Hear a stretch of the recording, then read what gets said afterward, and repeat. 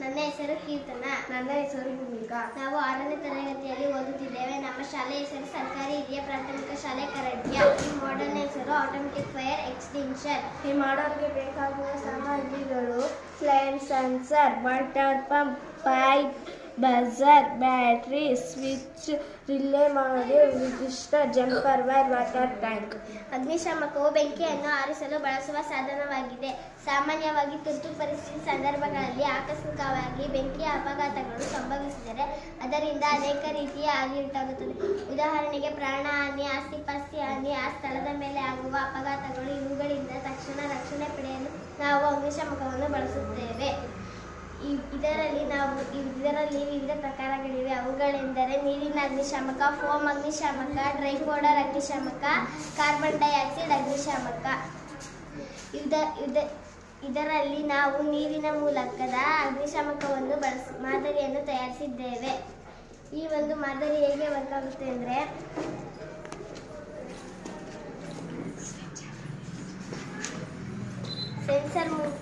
Sensor ಮುಂದೆ ಬೆಂಕಿನ ಇಟ್ಟರೆ ಬೆಂಕಿನ sensor sense ಮಾಡ್ಕೊಳ್ಳುತ್ತೆ. Sense ಮಾಡ್ಕೊಂಡಾಗ ಬಜರ್ ಸೌಂಡ್ ಬರುತ್ತೆ. ಬಜರ್ ಸೌಂಡ್ ಬಂದಾಗ ವಾಟರ್ ಪಂಪು ಆಟೋಮೆಟಿಕ್ ಆಗಿ ಸ್ಟಾರ್ಟ್ ಆಗಿ ಯಾವ ಜಾಗದಲ್ಲಿ ಬೆಂಕಿ ಬಿದ್ದಿರುತ್ತೋ ಆ ಜಾಗದಲ್ಲಿ ನೀರೋಗಿ ಬಿದ್ದು ಬೆಂಕಿನ ಆರಿಸುತ್ತೆ. ಸೆನ್ಸರ್ನ ಇಟ್ಟರೆ ಬೆಂಕಿನ ಸೆನ್ಸರು ಸೆನ್ಸ್ ಮಾಡ್ಕೊಳ್ಳುತ್ತೆ. ಸೆನ್ಸ್ ಮಾಡಿದಾಗ ವಾಟರ್ ಪಂಪು ಬಜರ್ ಸೌಂಡ್ ಬರುತ್ತೆ. ವಾಟರ್ ಪಂಪು ಆಟೋಮೆಟಿಕ್ ಆಗಿ ಸ್ಟಾರ್ಟ್ ಆಗಿ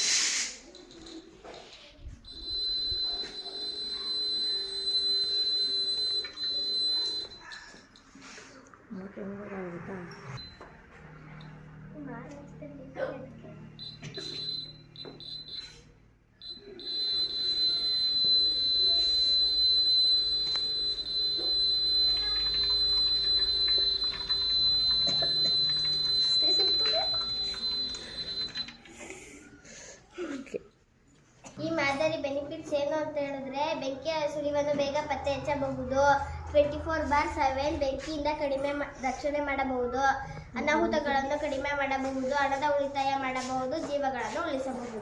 ಅಪ್ಲಿಕೇಶನ್ ವಾಹನಗಳಲ್ಲಿ ಬಳಸಬಹುದು, ಬಿಲ್ಡಿಂಗ್ಗಳಲ್ಲಿ ಬಳಸಬಹುದು, ಕೈಗಾರಿಕೆ ಯೋಜನೆಗಳಲ್ಲಿ ಬಳಸಬಹುದು, ಜನನಿವಾಸ ಸ್ಥಳಗಳಲ್ಲಿ ಬಳಸಬಹುದು. Thank you.